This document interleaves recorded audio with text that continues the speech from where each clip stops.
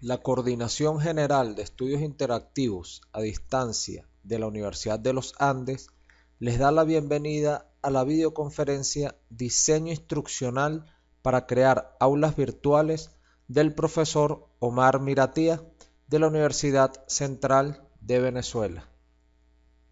Queremos darle la bienvenida aquí a esta serie de videoconferencias planificadas desde el CEDIS. Y bueno, le doy la más cordial bienvenida a nombre de la coordinadora del CEDIS, la profesora Yamari Rondón, y todos los que hacemos vida aquí laboral en el CEDIS, trabajando y poniendo el grano de arena por todo este gran tema que a todos nos apasiona, que es la educación a distancia. Entonces, le queremos agradecer la participación y bueno, haber respondido positivamente a este llamado que le hicimos para precisamente abrir estos espacios para compartir experiencias y opiniones sobre la educación a distancia. Entonces, pues la plataforma es toda suya, profesor, y muchas gracias por participar con nosotros. Ok, buenas tardes. Muchísimas gracias, profesor Ángel, por la invitación y a las autoridades del CEDIS. Para mí realmente es un placer estar acá compartiendo un poco con ustedes lo poco que uno cree que sabe. Reciba pues un saludo cordial de las autoridades de la Universidad Central de Venezuela, de las autoridades de la Facultad de Ciencia y del coordinador de extensión y educación a distancia, el profesor Ernesto Fuenmayor. Voy a dar inicio a la presentación con un pequeño video para romper el hielo. Si hay algún problema de audio, me puedes interrumpir, Ángel, cuando quieras. Voy a mostrar el video. Buenas tardes a todas las amigas caballeros. Yo le voy a decir que, por ejemplo, yo no sabía lo que era la educación a distancia, ¿eh? Yo pensaba que educación a distancia era cuando mi mamá me zumbaba la chola de Leo, ¿eh? Que ¡fa! ¡Tú mira, arregla! Entonces, claro, era a distancia porque yo no estaba ahí, yo estaba en el otro cuarto del rancho, ¿eh? Ajá, estudiantes universitarios a distancia. Creían que se iban a librar de mí, creían que no los iba a encontrar porque ahora están a distancia. Pues no, ahora con esta educación a distancia, más bien estoy más cerca.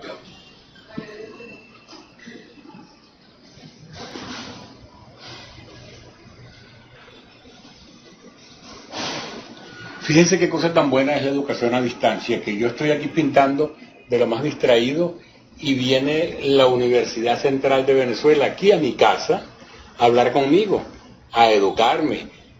Y muy importante eso de que lo vengan a educar a uno, porque hay también otro procedimiento que actúa a distancia, que es la mala educación. La mala educación a distancia. La mejor manera de combatir la mala educación a distancia es con la buena educación a distancia.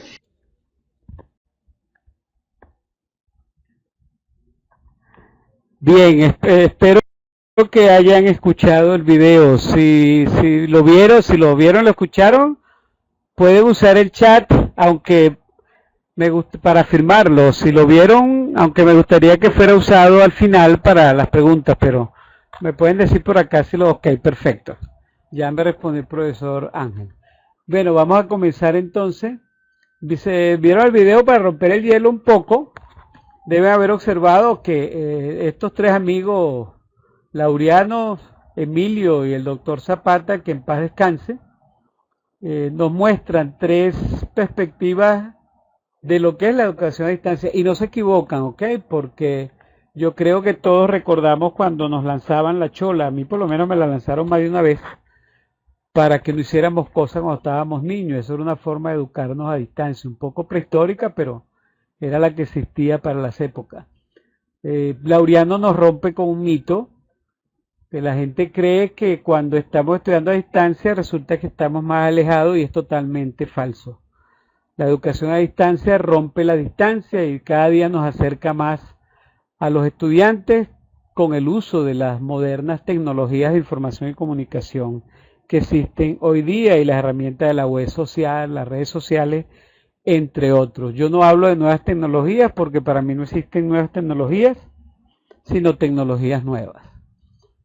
Voy a comenzar entonces. Bueno, y Zapata también nos habla de que tenemos que rescatar la buena educación a distancia, que de hecho ya está sembrada, ya los mitos de que la educación a distancia era mala se rompieron y ya hemos demostrado unas cuantas personas en el mundo que podemos lograr aprendizajes como mínimo equivalentes a la educación presencial, cuidado y no mejores. Bien, vamos a hablar un poquito sobre diseño instruccional. Yo voy a actuar muy rápido con esto porque la idea, las presentaciones les va a quedar. De hecho, ya el profesor Ángel la tiene.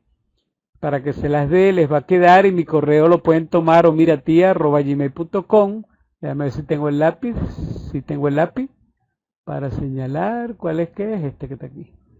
Aquí está mi correo. Me pueden preguntar cualquier cosa por ahí. Y aquí está mi Twitter. ¿Ok? Entonces, bueno, vamos a hablar un poco del diseño instruccional, que para mí es una de las cosas más importantes en el diseño de un curso en línea. En el diseño instruccional, para mí humildemente radica más del 60% del éxito de un curso. Entonces vamos a hablar de todo esto a lo largo de la charla, del diseño, los elementos, las teorías que lo sustentan, algunos tipos, una estrategia propia que creamos en la UCB, lo que es la matriz de planificación, los contenidos, las taxonomías de Bloom, vamos a recordarlas, que están muy de moda, por cierto, entre otros. Dice Howard Gardner, un psicólogo educador, que la irrupción de las nuevas tecnologías nos obliga a educar a los niños de una manera distinta, y eso es muy cierto.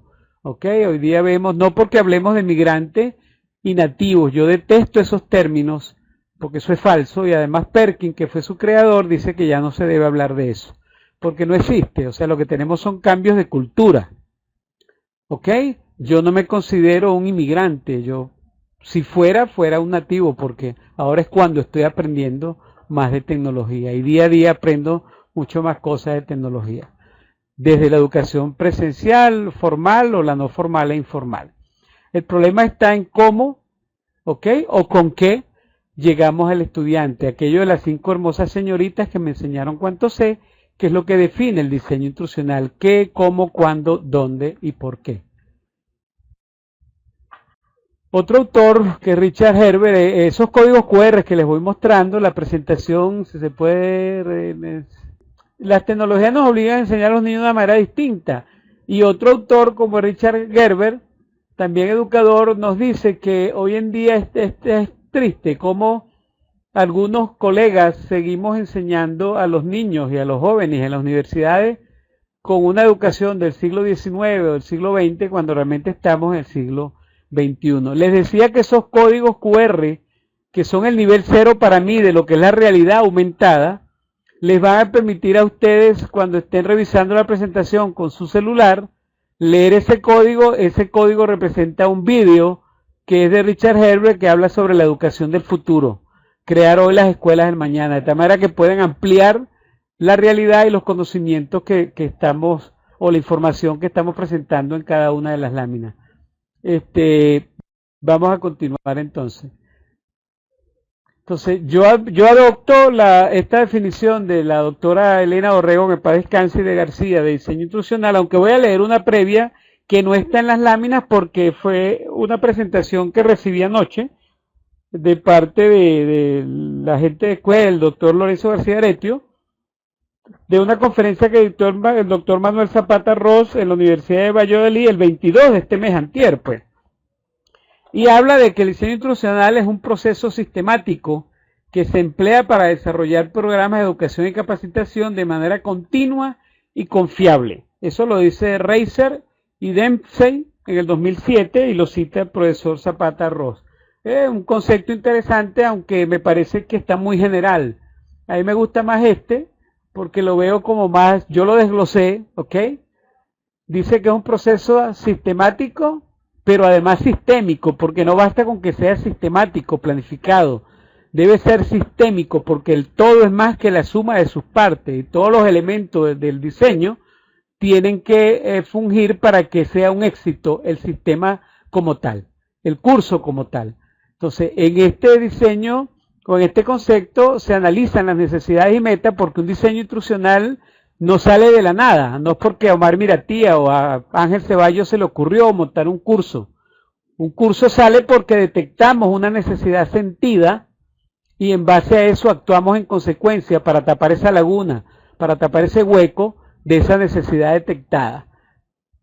Se seleccionan y desarrollan medios y estrategias de enseñanza, los procedimientos para evaluar el aprendizaje, porque nos los exige el sistema, y hay que revisar toda la instrucción, por supuesto, dentro del contexto de los estudiantes, porque siempre tenemos que contextualizar.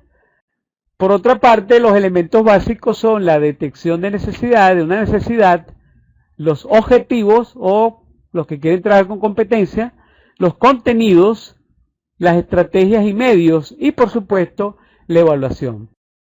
Todo funciona de manera coordinada, aunque ahí no se ve como sistema, pero recuerde que es un sistema. Esto muy rápidamente, pues, autores reconocidos, en este caso Tirson, citado por Marina Polo, profesora de la UCB, nos habla de que, bueno, hay una quinta, ya vamos por una quinta, aunque ya deberíamos estar en una sexta generación sobre diseño instruccional. ¿En qué se sustenta el diseño? En las corrientes epistemológicas y las teorías del aprendizaje, que van desde los postulados del aprendizaje positivista, conductista, cognitivista o interpretativo, constructivista y crítico, hasta el postmoderno, inclusive hoy con una corriente, porque para mí no es una teoría, la corriente del doctor Siemens y Downs, que habla sobre el conectivismo. ¿Ok? Entonces, en base a eso, nosotros sustentamos la pirámide del diseño instruccional, en base a las corrientes o teorías que tenemos del aprendizaje, desde el conductismo al conectivismo, pero no aislada, sino de una manera integrada. Si yo necesito en un momento ser conductista, pues lo soy. Cuando doy instrucciones en un curso en línea, cuando uno da instrucciones paso a paso, eso es conductismo. Pero cuando yo pongo al estudiante a leer, a interpretar, a analizar y a crear, estoy aplicando conductivismo, constructivismo, y cuando socializo en los foros y en las redes sociales, pues estoy aplicando el constructivismo. De tal manera que debemos ser eclécticos, ¿ok? Y aplicar en un curso todo lo que necesitemos en base a las teorías. Es falso cuando una persona dice, no, mi curso es totalmente constructivista. Entonces, cuando usted revisa, resulta que todo es puro conductismo. Entonces hay que predicar lo que uno realmente dice, ¿no? Con la práctica. Entonces, bueno, algunos representantes para los que les interese leer más sobre esto, Watson y Pavlov, Sorder, Skinner, tenemos a Ausberg, Gardner, en el constructivismo a Piaget y Vygotsky, que son uno de sus máximos representantes, y Regilut, y por supuesto en el cognitivismo los máximos que hoy en día están son Siemens y Downs. Decía Simón Rodríguez, como estamos hablando de cursos en línea, me sorprendió este pensamiento de Rodríguez cuando lo vi por primera vez y lo uso en todas mis presentaciones, lo van a ver cuando hablo de esto, de tutoría virtual, de cursos en línea o educación a distancia, porque Simón Rodríguez era tan grande que no solo fue el maestro del libertador Simón Bolívar y fue quien hizo a Simón Bolívar, sino que ya en los años 700 él decía que el maestro que sabe dar las primeras instrucciones sigue enseñando virtualmente todo lo que se aprende después porque enseñó a aprender. De tal manera que Rodríguez en los años 700 ya introdujo el término de la virtualidad. Sobre modelos no me voy a detener mucho, simplemente los voy a mostrar. El modelo A10, que es uno de los modelos más utilizados, ahí tienen la referencia, al final de la presentación van a tener una lista de referencia y la mayoría de las láminas tiene su referencia, ¿ok? Que nos habla de análisis, diseño, desarrollo, implementación y evaluación. Tenemos también el de Alsur, que nos lo muestran Hein, Modela, Rose y Esmaldino, que nos habla del análisis de la audiencia, establecer objetivos, seleccionar métodos, usar métodos, requerir la participación de los estudiantes y, por supuesto, evaluación. El modelo de Carey, muy conocido por todo y que asusta, la gente se asusta. A los profesores, cuando uno les muestra esto, a los profesores que uno les da clase o les da cursos de formación, cuando uno muestra esto se asustan y dicen, bueno, tenemos que hacer todo eso para hacer un curso. Pues sí se puede hacer todo eso, pero no de esa manera, ¿ok? Hay otras formas de hacerlo. Este es uno de los modelos más utilizados en el diseño instruccional. La doctora Dorrego lo reformuló un poco, ¿ok? Inclusive Antonio Silva, que es uno de mis compañeros de trabajo en la universidad, postdoctorado y licenciado en computación, nos agarró el modelo de Dorrego y lo acomodó un poco, ¿no? Entonces tenemos la determinación, el análisis, el diseño, el desarrollo, la implementación y la evaluación. Tenemos también un modelo de la doctora Polo de más de quinta generación, que nos habla pues que tenemos que tener todo esto en cuenta cuando hacemos un diseño, el análisis, los componentes, los objetivos, procesos, estructuras, los conocimientos, los repositorios, medios, estrategias, sistemas y redes, los componentes tecnológicos, por supuesto, toda una gestión del sistema de evaluación para nosotros garantizar los aprendizajes. Eso lo llama el modelo ADITE. ¿Ok? Y por supuesto, dentro de ese mismo modelo, hablando de lo que es lo creativo didáctico social, pues tenemos el docente, la motivación, la comunicación, la didáctica, la interacción, la semiótica de la imagen, la semiótica del lenguaje, las teorías del aprendizaje. En el año 2003, ya cuando yo hacía estudios doctorales en tecnología de educación a distancia, yo me puse a agarrar todos esos modelos y traté de simplificarlos de una manera muy práctica usando un modelo que ahora yo sí no veo la lámina completa abajo, de Einstein, que fue un modelo que adaptamos del doctor, se me fue el nombre, un profesor de doctorado, ahorita me acuerdo, sí, Fabio Chacón, y lo adaptamos. Entonces hablamos de prediseño, construcción, implementación, publicación, pero esto nació para páginas web, ¿ok? Después lo fui adaptando. Entonces hablábamos del prediseño, lo que era pensar el curso, conceptualizar audiencia, objetivos, contenido, estrategia, medios, estructura, visualización y por supuesto cuando hablamos de audiencia está la descripción de necesidades, todas las características de la audiencia, su contexto de desarrollo. La construcción del curso, hacer el curso, diseñar las páginas, los materiales, los gráficos, establecer los enlaces tanto internos como internos, incorporar la subida y bajada de archivos, los multimedia, los LMS, ¿ok? Hacer las pruebas en la implementación de funcionamiento de todos los enlaces, de todos los multimedios, de foros, de chat, de listas, entre otros. Y por supuesto la parte de publicación, que es cuando yo lo vamos a dictar, colocarlo en un servidor, bien sea vía FTP o a través del LMS, y hacer las pruebas de funcionamiento. Eso, pensando un poco en que lo que decía Lao Tse, que significa maestro sabio, escucha, olvida, ve y recuerdas, haces, entiendes, y entonces se aprende haciendo. Esto es constructivismo puro. ¿Ok? De este pensamiento se han plagiado, se han robado muchos de que no les dé el pez, enséñalo a pescar, muchísimos pensamientos, pero este es el pensamiento original y es de 694 años antes de Cristo. De tal manera que nosotros no estamos inventando la rueda, ¿ok? Por no hablar de refrescos comerciales. Entonces, basado en todo lo anterior, yo me puse a pensar un poco cómo simplificar las cosas y me diseñé una estrategia, ¿ok? Que no la llamo modelo porque sería muy ambicioso. Y una vez la llamamos modelo y un amigo nos cayó encima de que eso no era un modelo. Bueno, entonces le preguntamos, ¿qué quieres? ¿Cómo lo llama la estrategia? Pues le llamamos estrategia, si es para satisfacer a la gente, ¿no? Así uno se evita problemas. Pero me ha dado resultado. Con este diseño hemos logrado formar a más de 2.000 profesores en la universidad y hemos logrado de que se creen más de 1.500, 2.000 cursos o prototipos de cursos que después se han convertido en cursos de asignaturas, ¿ok? Tanto de pregrado como de pregrado de posgrado. Yo lo llamé de PIPE por sus siglas de diseño, producción, implementación, publicación y evaluación, y simplemente lo que nos permite es crear entornos virtuales de aprendizaje que yo les agrego la palabra de interactivos, con el propósito de apoyar las actividades de clase, bien sea de forma presencial, mixta, a distancia o virtual. ¿Por qué le agrego la palabra interactivo? Porque para mí un curso que no tiene interacción, para mí no es un curso, eso es un simple repositorio de objetos de aprendizaje, donde la gente lo que va es a bajar materiales, ¿ok?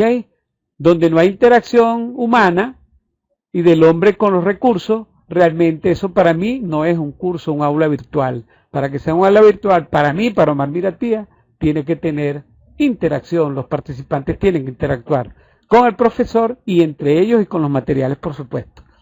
¿Qué nos permite? Formar a los docentes en el diseño, producción, implementación, publicación y evaluación de cursos, así como el dictado de los cursos en línea mediante esta estrategia y los fundamentos de la educación a distancia, las TIC, la web social, que yo la llamo X.0, no por 10.0, como el programa de televisión, sino por 1.0, 2.0, 3.0, 4.0, el número que usted le quiera poner. Ya hay quienes hablan de 4 y 5.0, ¿ok? Yo prefiero llamarla X.0. ¿Qué nos permite formar a los docentes en el diseño, producción, implementación, publicación y evaluación de cursos, así como el dictado de los cursos en línea mediante esta estrategia y los fundamentos de la educación a distancia, las TIC, la web social, que yo la llamo X.0, no por 10.0, como el programa de televisión, sino por 1.0, 2.0, 3.0, 4.0, el número que usted le quiera poner. Ya hay quienes hablan de 4 y 5.0, ¿ok? Yo prefiero llamarla X.0. Las redes sociales, los sistemas de entornos personales de aprendizaje, los que son los PLEP, entre otros, como apoyo a su actividad de docencia e investigación y extensión. ¿Por qué le agrego el SPAT de Sistema Personal de Aprendizaje? Pues esto lo introdujo el doctor Carlos Bravo de Bolivia, amigo personal, y me gusta porque me da la idea de sistema, ¿ok? Realmente un PLEP tiene que ser un sistémico, todo tiene que estar enteramente relacionado. Espero que me estén escuchando. Cualquier cosa me escribes por el chat, Ángel. Continúo. Me gustaría que me diga así para ver si me están escuchando, porque acuérdate que a veces se pierden los audios en las conferencias. Perfecto, seguimos adelante. Entonces, esta estrategia, les decía, de diseño, producción, implementación, publicación y evaluación, es una estrategia sistémica, donde el todo es más que la suma de sus partes. Abajo tienen en cada lámina los enlaces para que después busquen los materiales, y también está el código. Este código los lleva a un archivo PDF de una conferencia que editamos en Panamá sobre esta estrategia. Entonces lo pueden ver, ahí está todo el artículo completo, lo pueden revisar después con calma. De tal manera que, por ser sistémico, la evaluación no está al final como aparece en la lámina anterior. La evaluación está en todos los procesos, está en el diseño, está en la producción, está en la implementación, está en la publicación y está en la propia evaluación. ¿Por qué? Porque yo cuando diseño tengo que ir evaluando, cuando voy produciendo tengo que ir evaluando la calidad de los materiales, cuando yo publico tengo que evaluar los enlaces, cuando yo implemento tengo que evaluar todo el curso y después tengo que pasarle a los estudiantes, es lo sano, es lo recomendable, una encuesta, un instrumento para que ellos den su opinión del curso y de la actuación del profesor, porque eso es lo que nos permite ir mejorando y perfeccionando en el tiempo. Esta estrategia la acompaño con una matriz de planificación que se puede cambiar, no es cerrada, o sea, yo no impongo, le pueden agregar o quitar. Podemos hablar de competencias, objetivos, de contenido, de medios o recursos, de actividades. Sí obligo a que me digan si son de interacción, ¿ok? Cuáles son de interacción síncronas o asíncronas, y las actividades de evaluación. Les muestro un ejemplo de la matriz, ¿ok? Por ejemplo, la competencia aplica las distintas herramientas utilizadas en la actualidad para crear entornos virtuales de aprendizaje interactivo, etcétera. Los contenidos, las listas de contenidos que están aquí, los medios que voy a usar la estrategia, voy a usar búsqueda de internet, el uso del computador, la matriz, etcétera. Y en las actividades me gusta que me digan cuáles son asíncronas, fuera de línea, ¿ok?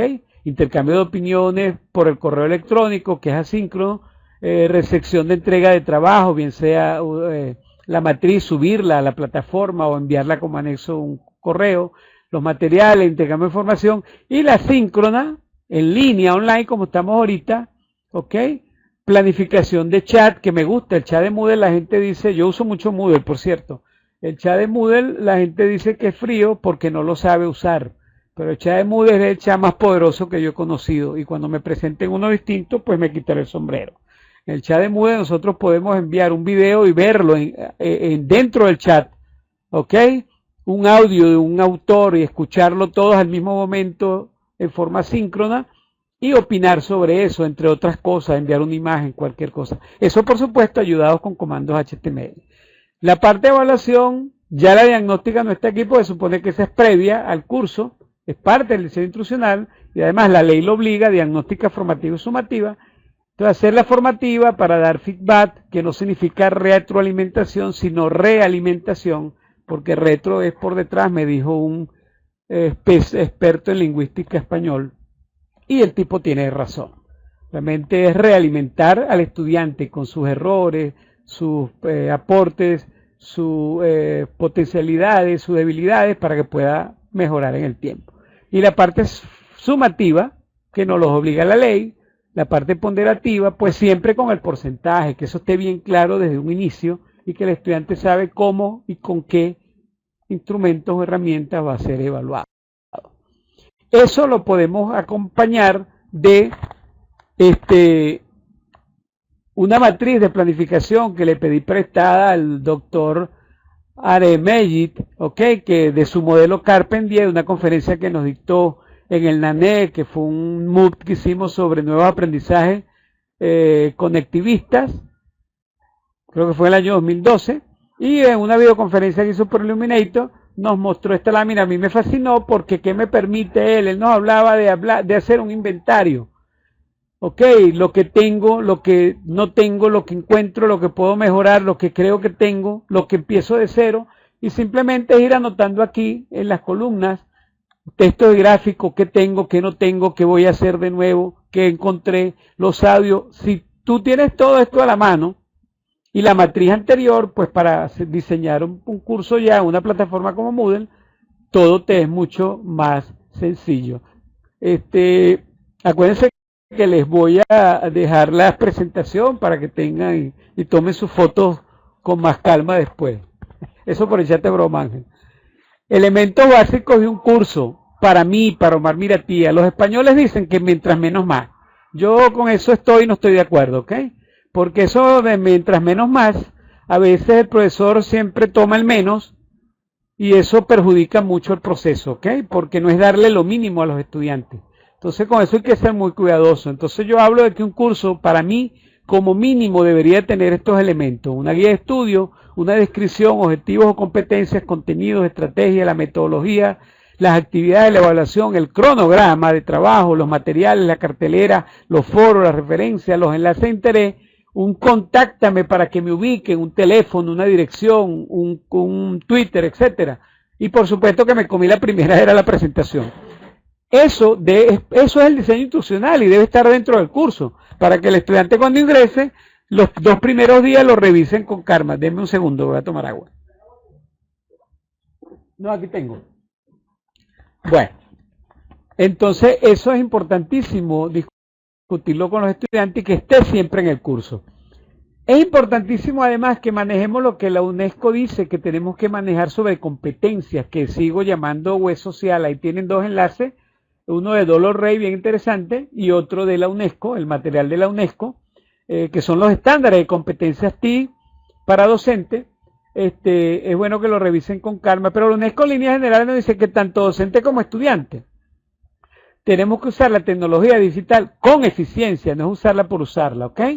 Entonces esa nube de palabras nos muestra ahí una cantidad de cosas. Tenemos que ser creativos, productivos, publicadores, colaboradores, informadores, ciudadanos, contribuir, debemos ser capaces, usuarios, ser eficaces, ser tomadores de decisiones, ser responsables, etcétera. Productores o prosumidores, como nos llaman ahora, término que no me gusta, ¿ok? Pero son competencias que debemos manejar no solo los estudiantes, los profesores también. Pues nosotros siempre debemos ser ejemplo para los estudiantes. Este mapa, muy rápidamente, es un mapa que nos da David Álvarez, de la gente de Conecta 13 e INTE de España. Ellos trabajan mucho y tienen unos MOOC bien interesantes. Ahí nos habla sobre las competencias o habilidades de conocimientos avanzados, que es lo del medio azul, las habilidades y conocimientos instrumentales, que son las que están en el lado izquierdo en rojo o rosado, y las verdes, que son las actitudes para la amplificación de las habilidades de conocimiento. Entonces, bueno, no voy a detallarlo porque nos tomaría muchísimo tiempo. Entonces, bueno, revisar eso con calma y es bueno que lo discutan entre ustedes cuando van a diseñar un curso, porque todas esas cosas debemos tomarlas en cuenta. ¿Por qué digo aquí alto? Los que están conectados a una máquina viéndome, me gustaría que me dijeran sí o no, simplemente sí o no en el chat, si han escuchado hablar de lo que son los estilos de aprendizaje. De manera rapidita, por favor. Ángel, ¿te acuerdas de recordarme el tiempo? No sé cómo estamos. Ok, Ángel dice que sí. ¿Quién más está conectado? Que nos diga sí o no.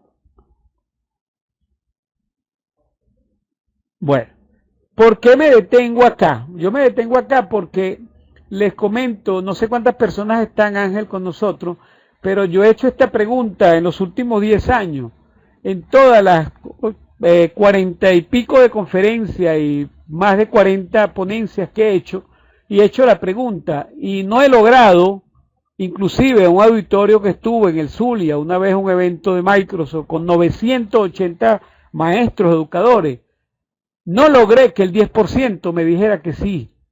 Y eso me preocupó porque somos educadores. Entonces, si somos educadores, una reflexión que yo hago, si nosotros somos educadores y no sabemos lo que son los estilos de aprendizaje, que es la forma como el estudiante aprende, ¿cómo Carrizo pretendemos entonces, entre comillas, enseñarles? Porque yo estoy convencido después de 40 años como educador que yo no enseño absolutamente nada.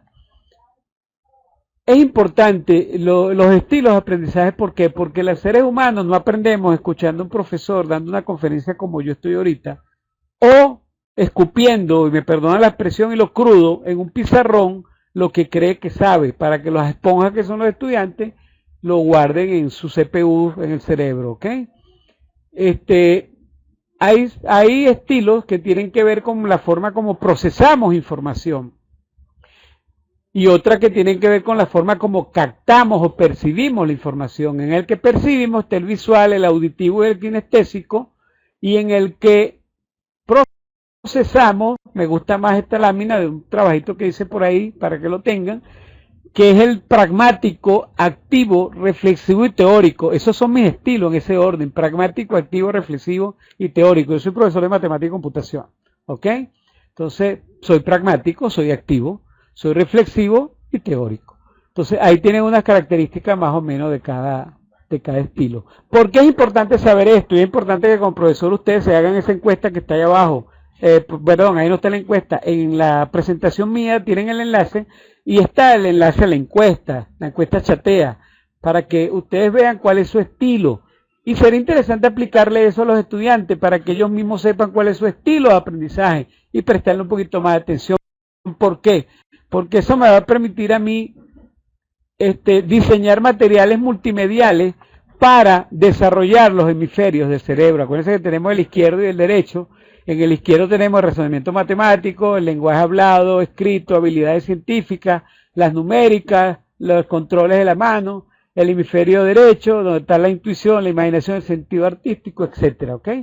Además, les decía que los estilos me van a permitir esto: diseñar materiales multimediales con contenidos multimediales. Eso significa materiales en diferentes formatos, como están ahí: presentaciones, vídeos, documentos, objetos flash, entre otros, que le van a permitir al estudiante tocar sus diferentes estilos, audios inclusive, tocar sus diferentes estilos, de tal manera que podamos en un momento determinado ofrecerle toda una gama de materiales que le permitan aprender, potenciar su proceso. De tal manera que nosotros podemos, con una matriz de planificación y un mapa del curso, que todo parte del diseño institucional, un buen diseño institucional, crear lo que tenemos a la derecha, que son aulas virtuales, un CMS o un CMS como Moodle, Dockeo, Claro Online, LineageSpace, Blackboard, etcétera, etcétera, bien sea privado o propietario.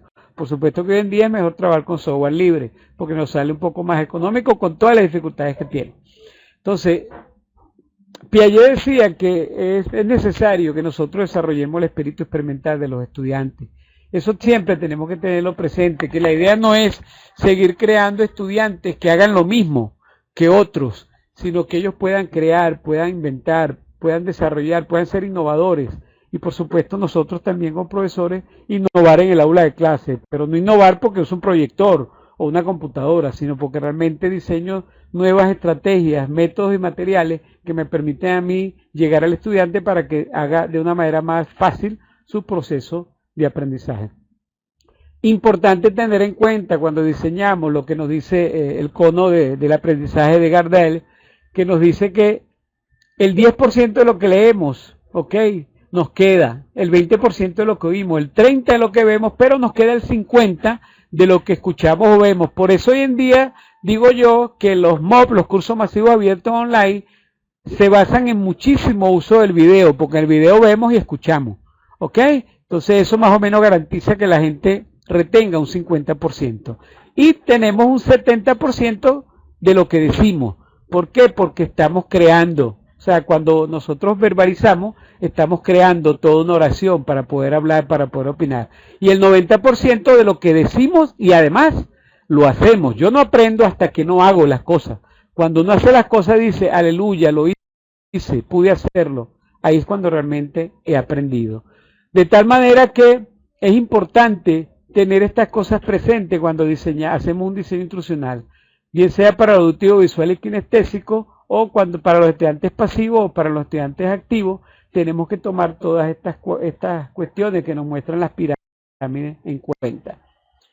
Hay que tomar en cuenta, voy a pasar estas láminas bastante rápido, porque tienen mucha información, sé que les cuesta leer, esa no es la idea que las leyeran acá, sino que las puedan leer con calma después, pero retomar las taxonomías de Bloom, que ya están en la era digital, por cierto, se han retomado, ¿ok? Aquello de recordar, comprender, aplicar, analizar, evaluar y crear los verbos que usamos para redactar competencias u objetivos, siempre en niveles que van del menor grado de dificultad hasta el mayor grado de dificultad, que es lo que nos permite en un momento determinado ponderar los ejercicios, ponderar las pruebas, las evaluaciones, los ítems, los reactivos que utilizamos para evaluar. Entonces, bueno, aquí se han creado nuevos verbos, ¿ok? Que son los que están en negro. Los azules son los anteriores, sí, los elementos resaltados en negrita son verbos reconocidos y ya existentes, perdón, al revés. Los que están en color azul son los nuevos que se le han agregado para trabajar con las tecnologías de Bloom. Entonces, por aquí, por ejemplo, en comprender, que era interpretar, resumir, inferir, etcétera, podemos hacer búsquedas avanzadas, hacer búsquedas booleanas, hacer periodismo, crear un blog, etcétera, etcétera, tuitear, etcétera. ¿Ok? Para complacer, nosotros hoy en día hablamos del B-Learning, el E-Learning, el M-Learning, el U-Learning. ¿Ok? No es cierto que el aprendizaje sea móvil. ¿Ok? Nosotros usamos el móvil para revisar materiales, pero no aprendemos con el móvil, aprendemos nosotros. Usamos el móvil como un medio, porque hay que convencerse de que las tecnologías son un medio más que lo que hace, es el vehículo que nos lleva los contenidos, los materiales, etcétera. ¿Ok? Pero somos nosotros los que al procesar la información aprendemos. Entonces tenemos el e-learning, tenemos el M-learning y el U-learning, porque hoy en día aprendemos en cualquier sitio, en cualquier momento, en cualquier situación. Estamos en el tráfico y estamos revisando de repente, si nos permite el tráfico de media hora, pues revisar cualquier artículo mientras llegamos a casa, por decir algo. Entonces, bueno, esta matriz creada por Samantha Penny nos habla de la pirámide de Bloom y ella ya nos muestra herramientas de la web social mal llamada 2.0, porque su autor también dijo, no me acuerdo el autor, pero él dice que ya no se debe usar el término 2.0. Y aquí tenemos herramientas que podemos usar en cada una de ellas. Por ejemplo, para evaluar podemos usar videos de YouTube, las rúbricas, para analizar las herramientas de Google Analytics, entre otros. Y así igual tenemos herramientas, esta lámina la voy a pasar, son nuevas dimensiones de los modelos de definición de objetivos de aprendizaje. Voy a saltarlo un momentico, igual que esta también revísenla con calma porque como tuve que comprimirla se leen muy poco acá en la presentación, pero sí me quiero detener aquí porque aquí están las mismas taxonomías de Bloom en la era digital, pero si se dan cuenta abajo dice para iPad. Entonces de tal manera que ya se dieron a la tarea, Silvia Rosenchal se dio a la tarea de hacernos este cuadro con las taxonomías de Bloom y herramientas que puede usar para recordar, por ejemplo, los ebooks. ¿Ok? Para aplicar, tenemos Keynote,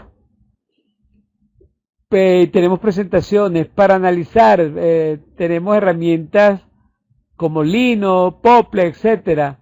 Para evaluar, tenemos HawkSuite, tenemos Skate, entre otros. Pues yo puedo hacer una conferencia por Skate, hacerle preguntas a los estudiantes, etcétera, etcétera, y puedo inclusive hacer pequeños cuestionarios, y así con cada una de ellas.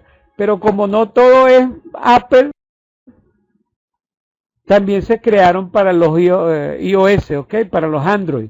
Se crearon una tabla similar con herramientas, con Apex, que nosotros instalamos en nuestra tabla o en nuestro móvil, nuestro celular, claro, teléfonos inteligentes, pues de un tiempo para acá, que hoy en día son en Venezuela extremadamente costosos, y además nos los roban si nos los ven en la calle, pero esas herramientas están diseñadas para que nosotros podamos utilizarlas con los móviles y podamos usar el móvil con los estudiantes. Conclusiones, ya para ir finalizando.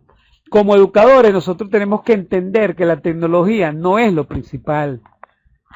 No debemos dejarnos arropar por la tecnología, aunque seamos tecnólogos. No importa el sistema LMS que yo use, no importa si es Moodle, Blackboard, WebCT, ClaroLine, Dockeo, Learning Space, Envaneo, el que sea, o una página web. Lo que importa son los métodos, las estrategias didácticas, los materiales, entre otros, en sí, el buen diseño instruccional, que quiero reivindicar el diseño instruccional. Insisto, para mí el éxito de más del 50% de un curso está en el diseño instruccional. Por otra parte, entender que el éxito en cualquier modalidad educativa, sea presencial, porque todo esto lo podemos aplicar y deberíamos aplicarlo en la educación presencial. Yo lo aplico, por ejemplo. Bien sea mixta, blender, 50 y 50, bien sea a distancia o virtual en el e-learning, depende de un buen diseño instruccional y del verdadero rol que tanto el profesor como el estudiante, como actor principal del proceso, asuman. ¿Ok? Y por supuesto la institución como actores principales del proceso, que no nos engañen. Si nos ofrecen un laboratorio, pues que el laboratorio exista, no que nos lo ofrezcan por publicidad y después nos echan el charco de que no existe o tiene una sola maquinita para atender 2.000 estudiantes. Importante, ¿qué significa todo esto? Que nosotros debemos apropiarnos de las TIC. Yo me robo ese término de algunos colegas. ¿Por qué apropiarse de las TIC? Nosotros debemos apropiarnos de la web social, de las redes sociales. Lo que no significa ser experto para aquellos que les tienen miedo a esto, porque sí los hay colegas que le tienen miedo a las tecnologías. Todavía le tienen miedo a un computador. Y hay colegas en este siglo que nunca, créanlo, porque lo he vivido, han encendido, han prendido una computadora. Ni siquiera la han tocado. Parece mentira, pero es así. Por eso es que se critican algunos programas. O sea, nosotros no podemos darle computadora a los estudiantes si no le damos una computadora al docente. Porque ¿qué hace un estudiante si el docente no tiene computadora? O sea, ¿quién le va a mostrar lo que puede usar o de qué es capaz esa máquina si el profesor no le hemos dado una computadora? Por eso, bueno, gracias a Dios se reformularon y ahora se le están dando computadoras también a los educadores, como debe ser. Entonces, ¿por qué? Porque sin nosotros llegar a ser expertos, tenemos que saber el uso y aplicación y alcance y fortalezas que tiene la tecnología, para que en un momento determinado nosotros podamos, lo que les dije hace rato, reconocer aquello de las 5 hermosas señoritas que me enseñaron cuánto sé, qué, cómo, cuándo, dónde y por qué. En este sentido, simplemente es saber qué tecnología utilizar, cómo utilizarla, qué medio utilizar, cómo utilizarlo, por qué debo usar un chat, por qué debo usar un foro, o por qué debo usar en este contenido, para lograr esta competencia objetivo, un chat y no un trabajo o un ensayo escrito. ¿Por qué debo usar un foro y no un chat? Eso, si yo no domino la tecnología, pues no lo puedo discernir. Y entonces cometo el error de hacer una ensalada y una mezcla, una ensalada rusa, y hacer una mezcla de herramientas y de cosas que lo que terminan es perjudicando al estudiante.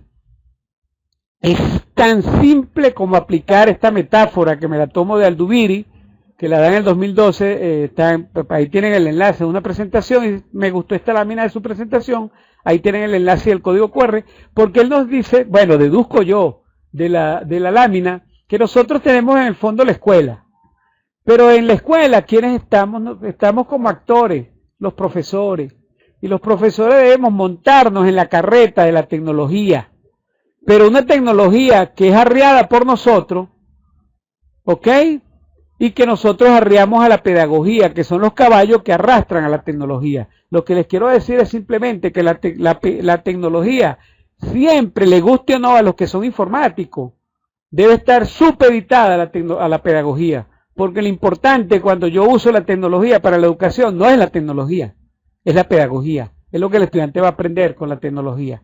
No es que yo lo deslumbre con buenos dibujos, etcétera. Eso está bien que se haga, pero yo no hago nada con un programa, un software educativo que sea puro dibujito y que a la larga no enseñe absolutamente nada, porque lo que hace es impresionar en diseño, ¿Ok? Entonces lo importante realmente es la pedagogía. Por supuesto, si las dos cosas impresionan, muchísimo mejor. De tal manera que no ocurra un tsunami de contenido y los contenidos, la tecnología que es la carreta desplace a la pedagogía y desplace a los contenidos. Eso tenemos que tenerlo como profesores siempre presente. Y bueno, termino con esto, que siempre lo uso desde el año 2000, que una colega del doctorado nos lo dio. Es una traducción del libro del maestro y el niño de Naim Guinot. Sarah Heller, compañera de estudio del doctorado, nos los dio y a mí me gustó y lo uso en todas, desde el año 2000 lo uso en todas mis conferencias. He llegado a una conclusión aterradora. Soy el elemento decisivo en el aula de clase. Es mi enfoque personal el que crea el clima. Es mi humor diario el que hace el estado del tiempo. Como profesor tengo el tremendo poder de hacer la vida de un niño miserable feliz. Yo puedo ser una herramienta de tortura, un instrumento de inspiración dentro de un aula y fuera también. Puedo humillar o agradar, herir o curar. En toda situación es mi decisión la que decide si una crisis entra en escalada o desescalada y si un niño es humanizado o deshumanizado. Si yo tuviera la potestad de poner esto, yo ordenaría de tener de voz de mando en el sistema educativo, yo pediría que eso se colocara en todas las escuelas, en las entradas de todas las escuelas, o por lo menos de las aulas, para que los profesores recuerden y los maestros, cuando van a entrar a un salón, sus problemas tienen que dejarlo afuera, porque un aula de clase es un ambiente de aprendizaje. Y si el ambiente está cardeado, cuando yo llego molesto porque peleé con mi esposa o peleé con mi hijo y llego tirando el maletín o llego tirando los libros, pues ya eso atemoriza a los muchachos. Ahí ni que usted le pregunte lo que le pregunte, nadie le va a responder cuando usted pregunta, ¿entendieron? Todo el mundo se va a quedar callado, eso va a ser un cementerio del este. Porque los áminos están cardeados, el estudiante detecta eso. ¿Ok? Por la semiótica de la imagen y del lenguaje. Entonces tenemos que tener cuidado con eso. Entonces tenemos que dejar nuestros problemas fuera. El aula de clase es un ambiente de aprendizaje y es sistémico. Todo tiene que funcionar para que realmente se logre el aprendizaje. Y bueno, termino con esta lámina de un pensamiento de Newton que nos dice que lo que sabemos es una gota, lo que ignoramos o lo que nos falta por aprender, aparece en alguna otra de mis presentaciones, es un océano. Creo que termino con esto. Les dejo esta imagen de Guri. Como tenemos problemas eléctricos y de agua, pues esta es una imagen del Parque La Llovizna. Ahí tienen un código que simplemente es la canción en Venezuela para que se refresquen escuchando esa hermosa canción nuestra. Y dos imágenes de la UCB. Yo uso mucho códigos QR y la idea de usarlo en las presentaciones es para que vean otra forma de diseñar materiales educativos que permiten que el estudiante amplíe los contenidos y la realidad de lo que está revisando en un momento determinado. Muchísimas gracias. Ahí están todas mis redes sociales. En el código hay más información de todas mis redes. Y al final les dejo unas láminas con todos mis... yo soy curador de contenido. Están mis blogs, mi perfil y 4 programas: Scoopy, Pepperly, el de Twitter Time y el Pepperly de la Unidad de Educación a Distancia. Esos son revistas electrónicas que se generan con los expertos de Twitter que yo sigo, entre otros. Muchísimas gracias. Entonces, Ángel, cuando quieras, cualquier pregunta, estoy enteramente a la orden y fue un placer de verdad estar con ustedes. Gracias por escucharme.